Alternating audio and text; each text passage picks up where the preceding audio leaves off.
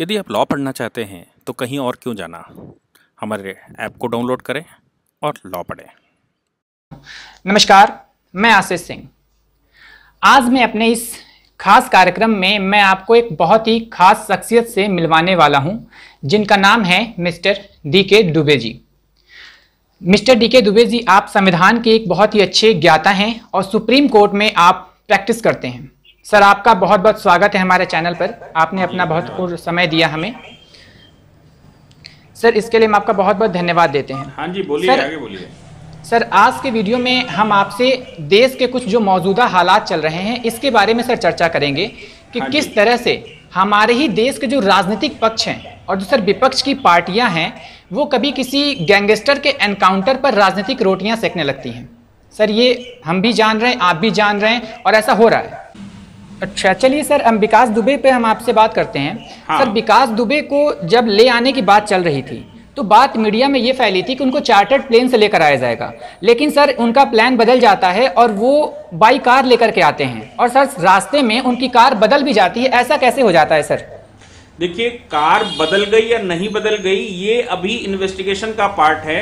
लोगों ने दूर से कैमरा लेकर बताया कि इसमें बैठे थे, उसमें बैठे थे, फला में बैठे थे, ढिमाके में बैठे थे। हमारे यहाँ कोर्ट का ये सिस्टम है, हम मीडिया रिपोर्ट्स को अपने यहाँ एविडेंस नहीं मानते और मीडिया रिपोर्ट्स के आधार पर कोई एविडेंशियरी वैल्यू उसकी होती नहीं है। कोई पेपर कटिंग और इसके उसके आधार पर हम कभी केस नहीं चलाते। हाँ, हमें अगर वो मिलता है तो उस पर इन्वेस्टिगेशन लिखते हैं, इन्वेस्टिगेशन तह में जाता है। गाड़ी बदली होगी तो कुछ और भी एविडेंसेस आए होंगे, वो देखे जाएंगे। गाड़ी बदली की नहीं बदली ये अभी कंफर्म नहीं है। दूर से मीडिया वालों ने कैमरे लगाए और कहा ये देखिए ये बैठा हुआ है। अब वो बैठा हुआ है, उसकी पीठ दिख रही है, मुंह दिख रहा है, क्या दिख रहा है कुछ पता नहीं है, इसलिए उस पर ये नहीं कहा जा सकता कि उसकी गाड़ी बदली गई थी कि नहीं बदली गई थी। इसके क्लियर कट अभी एविडेंसेस नहीं है, वो इन्वेस्टिगेशन के बाद आएंगे। दूसरी बात, आप कह रहे हैं कि चार्टर्ड प्लेन से उसको लाना था। अरे भैया, ये सब मीडिया ट्रायल चल रहा था, सारी मीडिया हिंदुस्तान की, उसको तो पुष्पक विमान पर भी ला सकते हैं। लेकिन अभी तक पुलिस की तरफ से भी जो प्रेस कॉन्फ्रेंस, शायद अभी बात हो रही है कि आज दोपहर में होनी है प्रेस कॉन्फ्रेंस, लेकिन सर मीडिया ने लगातार सवाल जब पूछा तो पुलिस की तरफ से भी ये क्लियर जवाब अभी तक नहीं दिया गया। तो सर मीडिया ट्रायल तो होना है इस पे, मीडिया तो अपना काम कर, लेकिन मीडिया ट्रायल नहीं चल सकता। आप मीडिया ने क्या पूछा जिसका जवाब चाहिए? सर, पुलिस का जो गाड़ी थी, जो एसटीएफ की गाड़ी थी, वो सर रास्ते में कैसे बदल गई, इसका भी सीधा जवाब नहीं दिया गया। अरे भैया, आपको बताया ना कि गाड़ी बदल गई नहीं बदल गई। जो टीम गई हुई थी वो अस्पताल में एडमिट है। जो टीम गई हुई थी उससे पूछताछ शुरू होगी, मैजिस्ट्रेट लेवल की पूछताछ इसमें होती है। मैं आपको बता दूं कि ये जितने भी इनकाउंटर के मामले रहते हैं और खासतौर से पुलिस कस्टडी का जो इनकाउंटर रहता है उसकी व्यवस्था क्रिमिनल प्रोसीजर कोड में है। उसका सेक्शन 176(1) कैपिटल ए, फिर से मैं बता रहा हूं, सीआरपीसी में धारा 176(1)(a), वन का इसको कह लीजिए, एक का कह लीजिए, इसमें यह व्यवस्था दी गई है कि पुलिस कस्टडी में अगर कोई इनकाउंटर होता है तो उस पर न्यायिक मैजिस्ट्रेट के द्वारा जांच होनी ही होनी है। अच्छा, यानी कि ये जो इनकाउंटर विकास दुबे का हुआ है इस पे मैजिस्ट्रेट की जांच या सरकार की जांच नहीं होनी है, इस पर जांच होनी है मैजिस्ट्रेट की, जिसका जुरिडिक्शन लगता है, जिसकी जुरिडिक्शन में वो मरा। तो सीधी सी बात है कि जिस पुलिस स्टेशन का या जिसके जुरिडिक्शन में मरा होगा वो इस पर जांच करेगा। और यहां तक केवल 176(1) कैपिटल ए नहीं है, इस पर सुप्रीम कोर्ट का एक बड़ा जजमेंट है 2014 का, और 2014 के जजमेंट को आर्टिकल 141 का स्टेटस दिया गया है। आर्टिकल 141 का स्टेटस का मतलब है कि वो अब कानून है। और मामला था PUCL versus State of Maharashtra, People's Union for Civil Liberties versus State of Maharashtra का मैटर था। सारे देश के को वहां रिप्रेजेंटेशन करवाया गया था, सभी स्टेटों को बुलाया गया था, सभी स्टेट ने अपना अपना वर्जन दिया। उसके बाद एक 16 पॉइंट का सुप्रीम कोर्ट का जजमेंट है, जिस जजमेंट में उसने कहा है कि अगर कोई इनकाउंटर हो जाता है और वो इनकाउंटर कुछ इस प्रकार से होता है कि पुलिस कस्टडी के बाद इनकाउंटर मिला, कस्टडी मिल गई, उसके बाद इनकाउंटर हुआ, तो ऐसे मामलों में जांच पूरी तरह से जुडिशियल मैजिस्ट्रेट के द्वारा की जाएगी। इसमें यह भी कहा गया है कि जो लोग उसमें शामिल थे उन लोगों के हथियार तुरंत एविडेंस के रूप में जमा किए जाएंगे, उन लोगों को लाइन हाजिर करवाया जाएगा, उनको कोई रिवार्ड नहीं दिया जाएगा। पोस्टमार्टम की रिपोर्ट बनाई जाएगी जो मैजिस्ट्रेट को दी जाएगी। पोस्टमार्टम की रिपोर्ट में क्या लिखा जाएगा उसके 10 पॉइंट उसने दिए। तो अभी ये जो विकास दुबे का मामला है, मुझे लगता है इस पर कोई अलग से इन्वेस्टिगेशन की जरूरत नहीं है, ये इन्वेस्टिगेशन का पार्ट है। और जो मीडिया कैमरे में दिखा रही है वो मुझे नहीं लगता कि वो उस क्रिमिनल जो इन्वेस्टिगेशन है उस लेवल तक पहुंच पाएगी। इन्वेस्टिगेशन करना अच्छी बात है, देश को सूचनाएं देना अच्छी बात है, सूचनाएं दे भी रहे हैं और प्रेमा फसाई जो मीडिया दिखा रही है उससे लग भी रहा है कि इसमें पुलिस के बहुत बड़े फॉल्ट हैं। ये दिख रहा है कि इसमें पुलिस के फॉल्ट हैं सर, और पुलिस तो शुरू से सामने आ रहे हैं सर, तो तैयारी सही से नहीं की थी और या फिर पुलिस को धोखा हो गया, जो भी हुआ हो। सर एक चीज सर, जिस दिन ये वारदात हुई है वहां एमपी में सर, वहां के जस्ट 2 दिन पहले वहां के 2 अधिकारियों का तबादला किया जाता है सर। जस्ट 2 दिन पहले की बात है सर, तबादला किया जाता है और ये जो विकास दुबे है ये यूपी से निकल करके वहां पहुंच जाता है, जबकि सर पूरे यूपी में ऐसे समझिए कि छावनी में तब्दील कर दिया गया था। आखिर सर ऐसे माहौल में कोई कैसे निकल सकता है सर? अरे भैया आप निकल सकते हैं, कौन सी बात है, ये कोई बहुत बड़ा इशू नहीं है। मुंह पर मास्क लगा होता है और पॉपुलेशन उत्तर प्रदेश की 22 करोड़ 23 करोड़ है और सारे देश के लोग इधर से उधर घूमते हैं। ये कोई बहुत बड़ा इशू नहीं है कि वो निकल गया। गांव के रास्ते, देहात के रास्ते, सपोर्टर्स के रास्ते, बहुत सारी चीजें होती हैं जहां से वो निकल सकते हैं। निकल गया, लेकिन हमने ये ध्यान दिया होगा कि वो जहां जहां पहुंचता है वहां वहां पीछे से पुलिस रेड मार रही है ना लगातार। हाँ, लेकिन सर वहां भी भाजपा की सरकार है और जस्ट इसी कांड के 2 दिन पहले या सर 2 दिन पहले वहां 2 बड़े अधिकारियों का सर तबादला किया जाता है। तो कहीं ना कहीं सर ऐसा भी तो हो सकता है कि यहाँ की भाजपा सरकार। तबादले हमारे देश में देख लीजिए, तबादले हमारे देश में एक रूटीन ट्रांसफर होता है। हर रोज एक स्टेट में अगर घुस जाओगे तो हर रोज 10-20 तबादले होते हैं। कोई ऐसा बहुत बड़ा इशू नहीं होता, वो कोइंसिडेंट हो सकता है सर। कोइंसिडेंट की बात सही है सर, लेकिन उसी मंदिर के मुद्दे पर इन दोनों तबादले किए हुए जो अधिकारी होते हैं इनकी मीटिंग भी होती है सर। आप नहीं, इसका कोई आपके पास कहां से एविडेंस आया मीटिंग होती सर? है ये दैनिक जागरण की वेबसाइट से ये डिटेल नहीं, दैनिक जागरण और देखिए मीडिया चैनल जो बोलते रहते हैं उनसे नहीं होता। बाद में ये एक छोटी सी अपॉलॉजी लिख देते हैं कि हमसे गलती हो गई। अब कल एक मीडिया चैनल लगातार चला रहा था कि भाई भौती में ही उसका प्रभात मिश्रा का इनकाउंटर हुआ और भौती में ही इसका इनकाउंटर हुआ, ये कोइंसिडेंट कैसे हो सकता है? अरे इसका इनकाउंटर भौती में हुआ है, उसका इनकाउंटर पनकी में हुआ था। पनकी वहां से दूर है काफी जी, लेकिन लोगों ने वो न्यूज चला दी। अब पूरा देश वही कह रहा है कि एक ही जगह पर 2 इनकाउंटर कैसे हो गए, ये कोइंसिडेंट कैसे? ये मीडिया रिपोर्ट के आधार पर नहीं चलता, ये हमारे कानूनी प्रक्रिया पर चलता है जी। अच्छा, चलिए सर दूसरा सवाल हम आपसे करते हैं कि सर बड़े बड़े जो नेता हैं वो कानपुर एनकाउंटर के बाद सवाल खड़े कर रहे हैं और सर जो जनता भी ये कह रही है कि खून का बदला, अगर खून होने लगे तो भारत की न्यायपालिका से भरोसा उठ जाएगा। सर पहला सवाल से लिंक है ये, लेकिन ये जनता की आवाज है, तो फिर कानून व्यवस्था की जरूरत क्या है? सर लोग ये कह रहे हैं कि जो कानपुर एनकाउंटर है उसका ये कोई बदला है, ये सरकार की न्याय की उम्मीद नहीं है, ये न्याय भी नहीं है। तो सर जनता आखिर कैसे उम्मीद करे सरकार से? क्या सरकार की कार्यशैली पर भी इससे सवाल नहीं उठाए जा सकते? जनता सर लगातार ये सवाल पूछ रही है कि सरकार की कार्यशैली और जो अपराध की कार्यशैली होती है उसमें क्या फर्क रह जाएगा सर? अगर खून का बदला खून से होगा तो हमारी न्यायपालिका की जो जरूरत है वो रह क्या जाएगी सर? नहीं, बात आपकी जनता की भी बिल्कुल ठीक है और जनता को प्रश्न करने का अधिकार है, क्योंकि सरकार हमने चुनी है तो सरकार से प्रश्न हम नहीं करेंगे तो कौन करेगा जी। लेकिन 2 पार्ट हैं, जुडिशियल पार्ट और एग्जीक्यूटिव पार्ट। जुडिशियल पार्ट में जब इन्वेस्टिगेशन कंप्लीट हो जाता है तो कोर्ट के सामने ये जस्टिफाई करने के लिए कि वाकई में जो पुलिस ने रिपोर्ट लगाई है वो सही है या गलत है, उसके आधार पर हम डिसाइड करते हैं। दूसरी प्रॉब्लम पड़ती है लॉ एंड ऑर्डर की। पुलिस के पास खास तौर से 2 काम होते हैं। पहला काम है प्रिवेंशन ऑफ क्राइम और दूसरा काम है after investigation submit the report to the magistrate. मतलब आफ्टर क्राइम इन्वेस्टिगेशन करे और उससे पहले वो क्राइम को रोके। तो क्राइम को रोकते समय पुलिस को पूरे अधिकार होते हैं। सीआरपीसी ने और पुलिस रेगुलेशन एक्ट ने, पुलिस एक्ट ने पूरे अधिकार दिए हुए हैं कि क्राइम को रोकते समय अगर कुछ इस तरह की अनहोनी घटनाएं होती हैं तो वो काउंटर में चला सकते हैं। दूसरी बात यह भी है कि यहां पर जो पुलिस का वर्जन है वो ये कह रही है कि हमने सेल्फ डिफेंस में चलाया। ये कोई काउंटर नहीं है, ये इन काउंटर मतलब है काउंटर उधर से आया तो फिर यहां से इन काउंटर हुआ, अपनी सेल्फ डिफेंस में गोली चलाई। अब पुलिस का वर्जन ठीक है, सेल्फ डिफेंस में उसको गोली चलाने का अधिकार है और पकड़ते समय सेक्शन 46 क्लॉज 3 में भी ये कहा गया है कि पकड़ने के लिए किसी भी जो सजा है, मौत के केसेस में फंसा हो या उम्र कैद के केसेस में फंसा हो, पकड़ने के लिए आप कुछ भी कर सकते हैं, उसकी हत्या भी हो सकती है, उसकी मृत्यु भी हो सकती है। लेकिन सवाल यहां पर यह है कि ये जो अरेस्ट है ये सेल्फ डिफेंस में है, ये पुलिस का वर्जन है। अब लोगों के प्रश्न इसमें ये हो सकते हैं कि भाई सामने सीने से गोली कैसे लगी। जी सर, इससे पहले सर आपसे एक सवाल मेरा ये है कि आप कह रहे हैं सेल्फ डिफेंस में, सर एक ऐसा अपराधी जिस पर 60 से ज्यादा मुकदमे दर्ज हैं और जो हाल में 8 पुलिस वालों की हत्या का आरोपी हो और फरार हो, तो सर क्या उसको गाड़ी में बिना हथकड़ी पहनाए लेकर आया जा रहा था जो वो सर पिस्टल छीन लेता है? हाँ, ये अच्छा सवाल है। असल में हमारे पास क्रिमिनल सिस्टम में एक फिक्स्ड मैटर है। पहला मैटर ये है कि किसी भी व्यक्ति को जब तक सजा न्यायालय न दे दे तब तक उसको हम अपराधी नहीं मानते।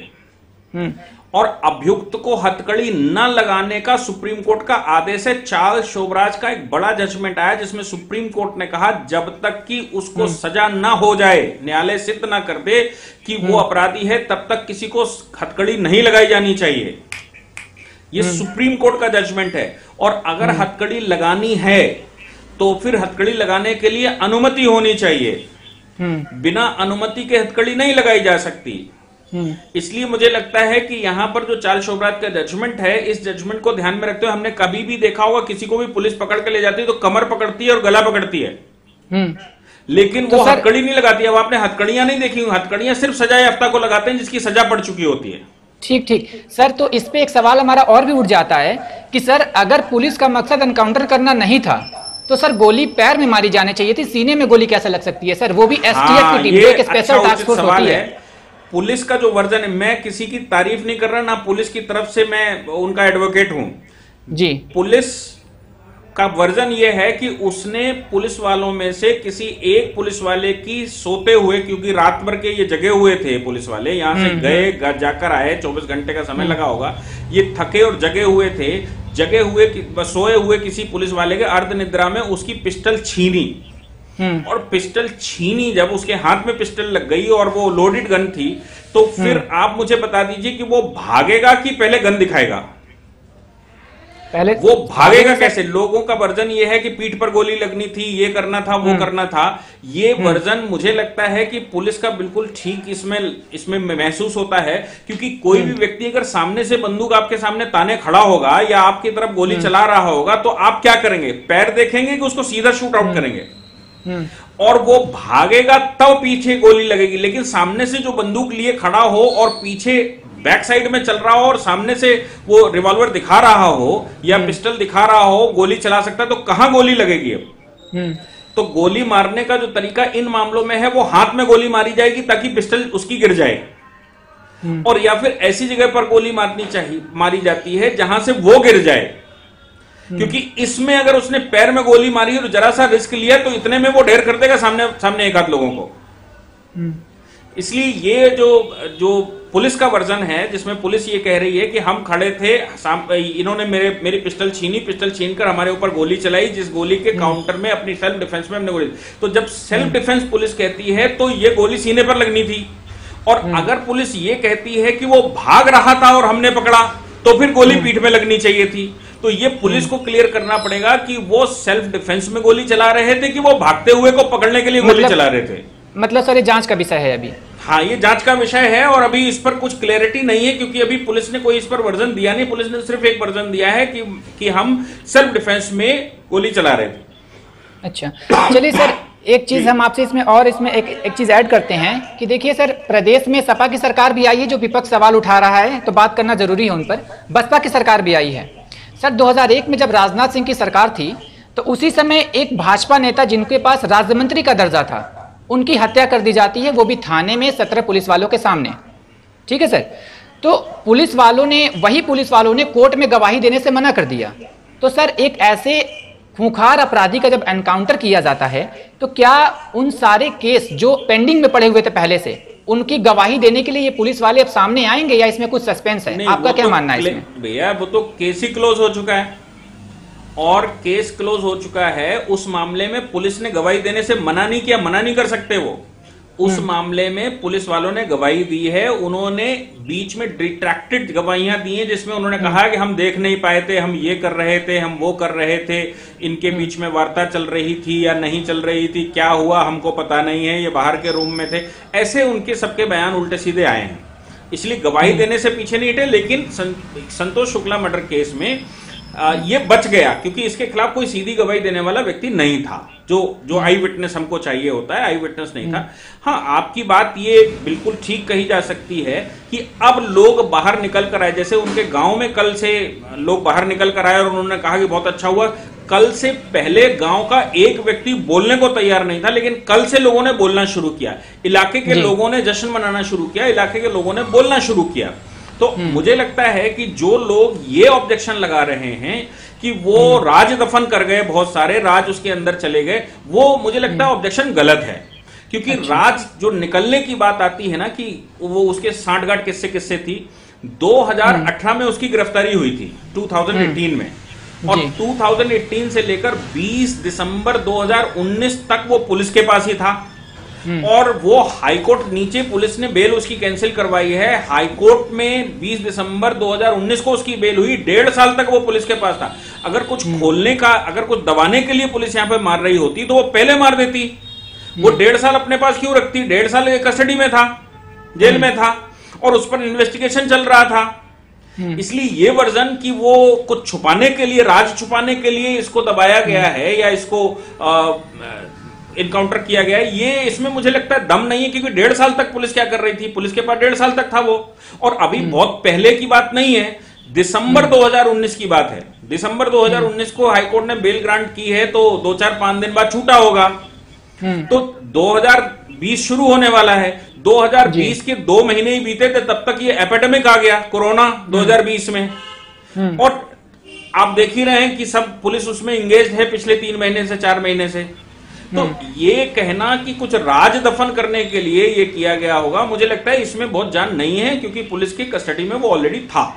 जी अच्छा सर, ये तो विकास दुबे की बात हो रही थी सर। ऐसे और भी बहुत सारे मामले हैं जो हमारे देश में चल रहे हैं सर। ऐसा ही एक ताज़ा मामला कोरोना से जस्ट पहले आया था, दिल्ली दंगा का। दिल्ली में जो दंगे हुए थे, ताहिर हुसैन पे यूएपीए का सर इस पे धारा लगा दी गई है। और सर इन पे जो दंगे इसने कराए थे, उसमें कम से कम सर 53 लोगों की जान चली गई थी, 200 से ज्यादा सर लोग जख्मी हो गए थे। तो सर क्या जो ये ताहिर हुसैन है, इसके साथ भी ऐसा किया जाना चाहिए आपके हिसाब से? नहीं, देखिए कैसा किया जाना चाहिए, आप इसका मतलब ये कह रहे हैं कि पुलिस ने जबरदस्ती मार दिया, ये कहने की कोशिश कर रहे हैं आप? तो सर पुलिस को मार ही देना चाहिए, एक्स्ट्रा जुडिशियल किलिंग होनी चाहिए। ये एक्स्ट्रा जुडिशियल किलिंग का मामला बनेगा, इन्वेस्टिगेशन का पार्ट है, इन्वेस्टिगेशन होगा, पता लगेगा। लेकिन पहली दृष्टि में तो अगर ये कानपुर में पकड़ जाता तो क्या ये सिचुएशन आती कि उसको लाना ले जाना, या खुद कानपुर के किसी कोर्ट में सरेंडर कर देता तो कुछ होता क्या? या जिस दिन उसको जिस दिन 307 का उसके खिलाफ मुकदमा नया हुआ था, ये बेल जो 2019 की मैं बता रहा हूं, इस बेल के बाद 307 का नया मुकदमा हुआ, यानी कि अटेम्प्ट टू मर्डर किसी के साथ किया। तो उस समय अटेम्प्ट टू मर्डर हुआ, थाने में एफआईआर हुई, इन्वेस्टिगेशन चल रहा था, तो जाता तो सरेंडर कर जाता। और सरेंडर कर जाता तो ये कुछ होता क्या? ये कोई संभावना भी नहीं बनती। इसलिए ये जो हम लोग बार बार कभी कभी बहक जाते हैं कि उत्तर प्रदेश पुलिस कैसे कर रही, दिल्ली में ताहिर का क्यों नहीं हुआ, ये सबका मामला अलग अलग है। अब कसाब को पकड़ा था उन्होंने, तो कसाब को पकड़कर लाया ले जाया, कहीं कहीं कहीं कोई इनकाउंटर हुआ क्या? उसने भागने का प्रयास नहीं किया तो नहीं हुआ। मैं लगातार कह रहा हूं कि मैं पुलिस का कोई एडवोकेट नहीं हूं, लेकिन पुलिस के वर्जन के आधार पर मैं कह रहा हूं कि अभी तो उनका वर्जन ये है कि इसने मेरे ऊपर गोली चलाई, हमने सेल्फ डिफेंस में बचने का प्रयास किया। अच्छा, दूसरा वर्जन लोग ये कह रहे हैं कि उसकी टांग टूटी थी, शारीरिक रूप से कमजोर था, और इसके बावजूद, अरे गोली शारीरिक रूप से कमजोर वाले को थोड़ी ना देखती है। गोली तो एक स्ट्रेगर, एक बच्चा दबा सकता है। उसके हाथ में पिस्टल है तो वो बच्चा, पुलिस का फॉल्ट ये है कि उनकी पिस्टल उसके हाथ में लगी कैसे? पुलिस इतनी जागरूक क्यों नहीं थी? पुलिस इतनी मतलब इतना खूंखार अपराधी को लेकर जा रही थी, तो पुलिस कर क्या रही थी कि उसकी पिस्टल उसके हाथ लग गई? ये प्रश्न है पुलिस का कि ये उनकी लापरवाही और घोर लापरवाही, इसके लिए उनको सजा मिलनी चाहिए। लेकिन सर आप इतने खूंखार अपराधी को लेकर जा रहे हैं और आपकी पिस्टल उसके हाथ लग गई, कैसे लग गई? जी चलिए सर, ये जांच का विषय है। सर आपने कही कि आप ना पुलिस वालों की तरफ से बोल रहे हैं ना सरकार की तरफ से बोल रहे हैं, लेकिन सर एक सवाल हम आपसे इसी में करना चाहेंगे कि सर आपको क्या लगता है कि इसमें कुछ अधिकारी या कुछ नेताओं की जो मिलीभगत है वो उसके बारे में आपकी कुछ राय है सर? देखिए, मुझे लगता है कि अगर इसमें स्टेट लेवल की कुछ मिलीभगत होती तो ये इतना कमजोर प्लान नहीं बनाते। क्योंकि इतना कमजोर प्लान कोई भी, मेरी बात समझिए कि आप शाम को लेकर चले भाई, मध्य प्रदेश के बीहड़ पड़ते हैं, मध्य प्रदेश के बीहड़ छोड़ दीजिए, चलिए उत्तर प्रदेश में आपको मारना था तो उत्तर प्रदेश में ललितपुर झांसी का एरिया पड़ता है, वो पूर्ण वीरान एरिया है, वो वही एरिया है जो इन डकैतों का एरिया पड़ता है। यहाँ क्या नाम, बांदा, हमीरपुर और ये दतिया, ये सब ये बीहड़ एरिया है। यहां पर किलिंग करना बहुत आसान हो जाता अगर पहले से कुछ व्यवस्था की गई होती तो फिर, और वहां पर रात भी थी क्योंकि वहां से तो रात में निकले होंगे झांसी के पास से, तो वो जो बिल्कुल निर्जीव एरिया है, पहाड़ी एरिया है, अगर इन्होंने पहले प्लान बनाया होता तो वहां किलिंग क्यों ना कर देते रात में ही? यहां दिन में लाने की इनको क्या जरूरत थी? और दिन में 7 बजे किलिंग करने की क्या जरूरत थी भाई? और वो भी ऐसे ऐसे स्थान पर जहां पर खूब चहल पहल रहती है, जहां पर बहुत बिजी रोड रहती है और जहां पर शहर है अगल बगल। तो मुझे लगता है कि अगर पहले से कोई प्लान होता कि इसको मारना है तो फिर ये यहां भौती तक उसको ना लेकर आते। ये झांसी में एंट्री मारते ही, उत्तर प्रदेश में एंट्री मारते और मारते ही जो बीहड़ का एरिया है, रात में 3-4 बजे होंगे उस समय ये मार देते उसको जी। तो ये जो जितनी कहानी आज चल रही है वो कहानी भी नहीं चलती, रात थी भाई, कोई देख ही नहीं पाया जी। अच्छा सर, आपने इसी जैसे कहानी की बात करी तो सर देखिए, जो इस समय भाजपा समर्थक जो लोग हैं ना, वो सोशल मीडिया पे बहुत सारी चीज़ें लिख रहे हैं सर। बहुत से लोग ये लिख रहे हैं कि यूपी पुलिस है, इसकी डर की वजह से, जो इसने जाल बिछा रखा था, इसके डर की वजह से इनको सरेंडर करना पड़ा, यानी जो दुबे इनको सरेंडर करना पड़ा। तो सर क्या मौलाना शाद की गिरफ्तारी का मामला ये यूपी गवर्नमेंट को दिया जाना चाहिए? क्या पता इनके खौफ में इनको भी गिरफ्तार कर लिया जाए? क्या राय है? वो उत्तर प्रदेश का मामला नहीं है, वो दिल्ली का मामला है। दिल्ली की पुलिस अलग है, उत्तर प्रदेश की पुलिस अलग है। उत्तर प्रदेश की पुलिस उसमें सहयोगी की भूमिका में हो सकती है, मेन भूमिका में नहीं है।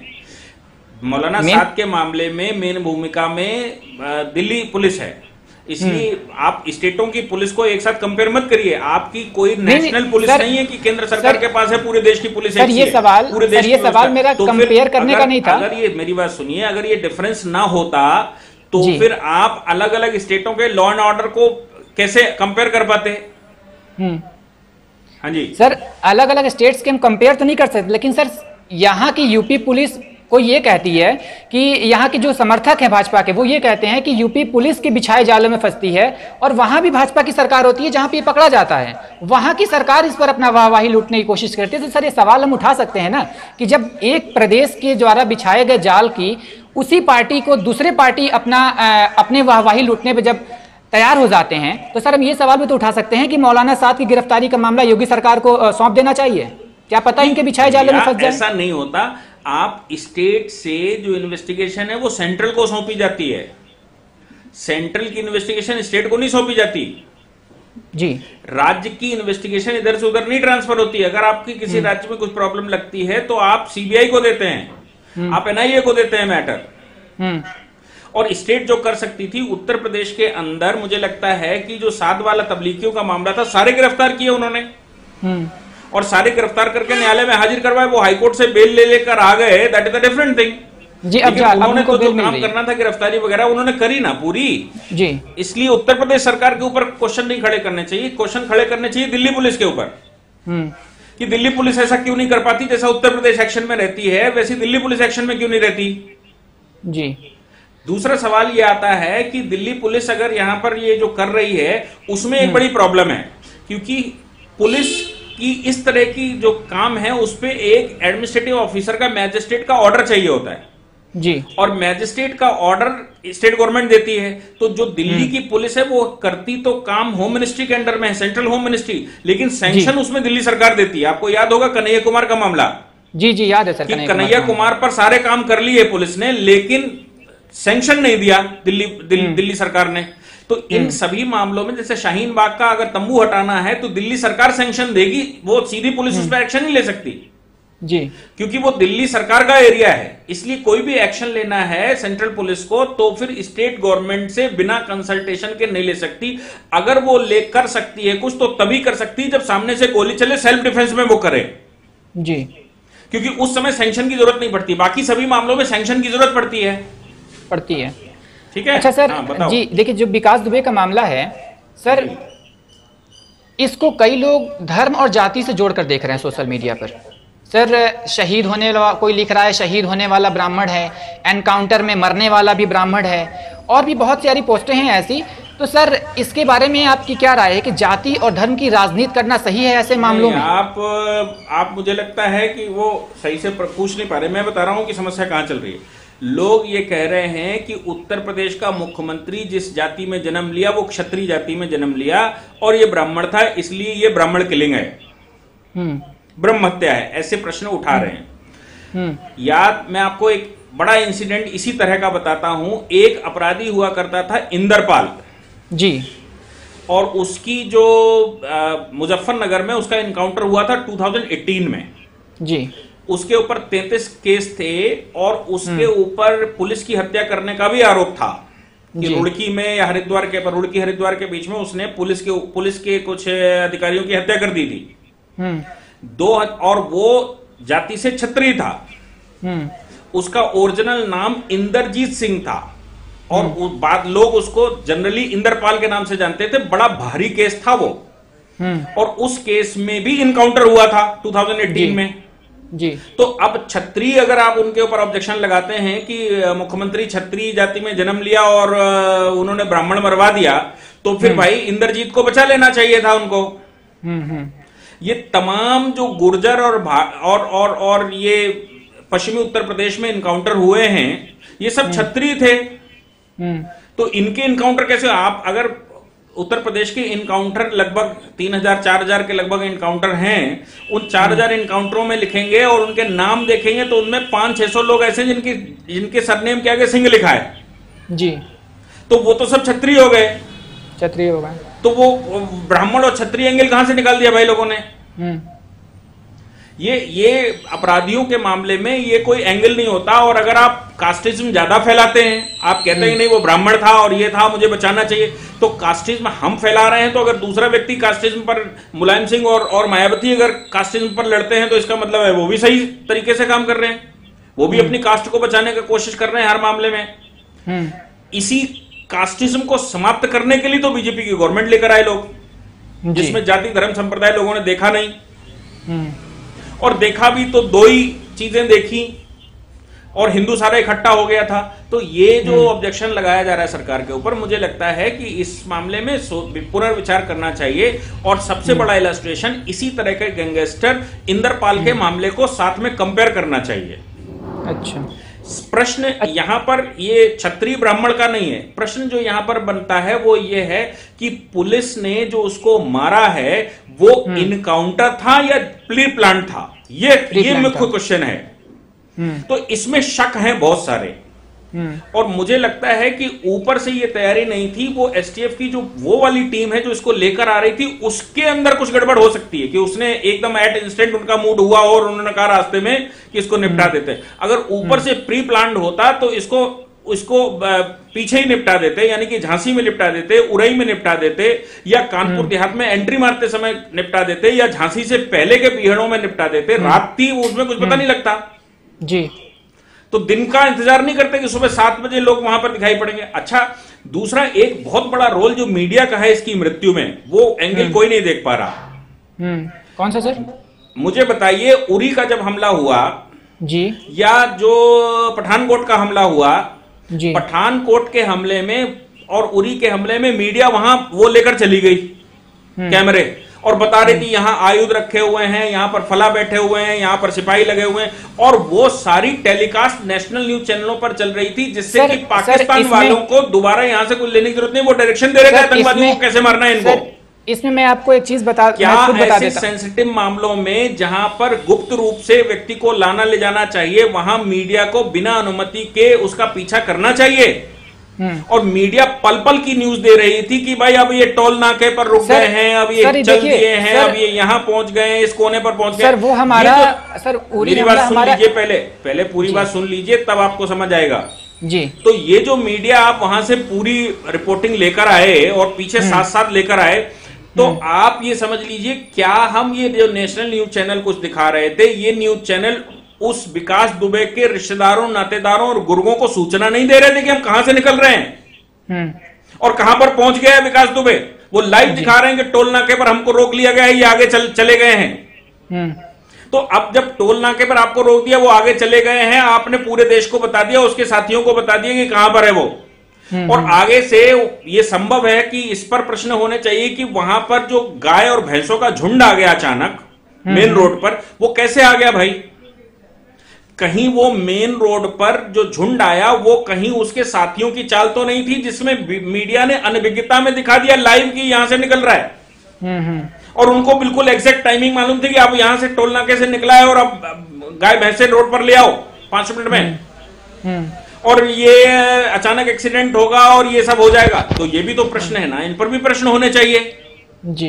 मैं ये नहीं कह रहा हूं कि ये जो है वो एक्स्ट्रा जुडिशियल किलिंग होनी चाहिए। अगर इसमें अपराधी हैं वो और उन्होंने ये प्री प्लान करके किया है तो उनको सजा मिलनी चाहिए, no doubt. As per the PUCL judgment इस पर सजा मिलनी चाहिए, क्योंकि किसी भी देश में, भारतीय संस्कृति में, डेमोक्रेसी में न्यायालय के अलावा किसी अन्य को किलिंग का अधिकार नहीं दिया जा सकता, चाहे वो सरकार क्यों ना हो। तो उस पर जांच होगी और ऑटोमेटिक जांच होगी, इसमें कुछ होना नहीं है। और 357 कैपिटल A CRPC में एक प्रावधान है जिसमें यह कहा गया कि अगर ये एक्स्ट्रा जुडिशियल किलिंग है तो फिर इस पर कॉम्पनसेशन की भी व्यवस्था बनती है। तो वो सारी चीजें सामने आनी चाहिए, वो इन्वेस्टिगेशन होगा तो सारी चीजें सामने आएंगी। अगर ये प्लान किया गया है STF के द्वारा तो मुझे लगता है कि इस मामले में सजाएं होंगी। और अगर ये प्लान नहीं किया गया है और वो था तो वो इन्वेस्टिगेशन में निकल आएगा। अच्छा सर, एक आखिरी सवाल हमारा ये है कि देखिए इस मामले में योगी जी ने सिस्टम के खिलाफ जाकर के कहीं ना कहीं अपराधियों पर जो है लगाम लगाने की कोशिश की। सर मैंने योगी जी इसलिए बोला क्योंकि योगी जी की सरकार है। हाँ। मांग, और सर इसकी मांग लगातार जनता ही करती आ रही है कि ऐसा होना चाहिए अपराधियों के साथ। तो क्या सर इस एनकाउंटर के बाद प्रदेश की राजनीति में कुछ बदलाव होंगे, या फिर भविष्य में जो अपराधी हैं वो अपराध करते समय उनमें इसका कुछ असर देखने को मिलेगा? इसमें देखिए ये तो पक्की बात है कि ये किलिंग हो या इनकाउंटर हो, जो भी हुआ, लेकिन मैसेज प्रदेश को साफ गया है कि इस सरकार के समय पर, योगी जी की सरकार के समय पर कोई भी अपराधी बच नहीं सकता, चाहे वो विकास दुबे हो, चाहे वो इंदरपाल हो, चाहे वो कितना बड़ा बदमाश हो। बचेगा कोई नहीं, सरकार पीछे पड़ेगी और सरकार अपना एक्शन लेते समय अगर उसको मारना भी पड़ा तो वो मारेगी। लेकिन मैं कह रहा हूं कि सरकार को किलिंग करने का अधिकार नहीं है, उसको केवल अरेस्ट करने का अधिकार है। न्यायालय के सामने प्रेजेंट करिए और आप एविडेंस इकट्ठे करिए, लेकिन सरकमस्टांस हो सकते हैं, कुछ भी हो सकता है। तो मैं ये कह रहा हूं कि मैसेज तो साफ है कि सरकार, उत्तर प्रदेश की सरकार कमिटेड है कि वो क्राइम खत्म कर देगी, लेकिन वो किलिंग करेगी ऐसी अनुमति नहीं हो सकती। जी चलिए सर, मैं और आप भी यही चाहते हैं कि प्रदेश ही नहीं पूरे देश में ऐसी घटनाएं ना हो, क्योंकि सर ऐसे घटनाओं में अक्सर कुछ बच्चे जो होते हैं ना, उनके ऊपर से किसी के माँ का साया हट जाता है तो किसी के पिताजी का साया हट जाता है। तो सर ऐसा हम और आप भी नहीं चाहेंगे कि ऐसी घटनाएं हों, और सर उम्मीद यही करेंगे कि आगे जो आपराधिक घटनाएं होती हैं उस पर लगाम लगाए, चाहे सरकार किसी की हो। आपराधिक घटनाएं कम होनी चाहिए। हाँ, आपराधिक घटनाएं कम नहीं होनी चाहिए, अपराध मुक्त देश होना चाहिए। अपराध मुक्त होगा, अपराध मुक्त होना चाहिए, लेकिन अपराध मुक्त देश में जब आप एक्शन लेंगे तो लोगों को सवाल करने का अधिकार है। लोग सवाल कर रहे हैं क्योंकि भारत में डेमोक्रेसी है। अब यही काम अगर चीन में होता तो कोई बोलता क्या, यही काम पाकिस्तान में होता कोई बोलता क्या, यही खाड़ी में होता कोई बोलता क्या। भारत में डेमोक्रेसी है, सरकार ने छूट दे रखी है कि भाई आपको अगर प्रश्न करने हैं तो हम पर करिए। लोग प्रश्न कर रहे हैं, मीडिया को भी पूर्ण रूप से छूट है कि वो कुछ भी बोल रहे हैं, छूट मिली हुई है। ठीक है ना जी। चलिए सर, आपने जो हमारे तमाम सवालों के जवाब दिए सर, उम्मीद यही करते हैं कि और जो लोग इस वीडियोस को देखेंगे उनको जो उनके मन में सवाल होंगे उनके जवाब मिल गए होंगे। और आपको अपना जो आपने बहुत ही महत्वपूर्ण समय हमें दिया सर, उसके लिए हम आपका बहुत बहुत धन्यवाद देना चाहते हैं सर। चलिए, थैंक यू। इस पूरी ऑर्गेनाइजेशन को चलाने के लिए आप नीचे डिस्क्रिप्शन से हमारे ऐप को डाउनलोड कर सकते हैं, जिससे कि लॉ स्टूडेंट्स को, लॉयर्स को और आम आदमी जो लॉ जानना चाहता है वो पेड प्लस फ्री क्लासेस का लाभ ले सकता है।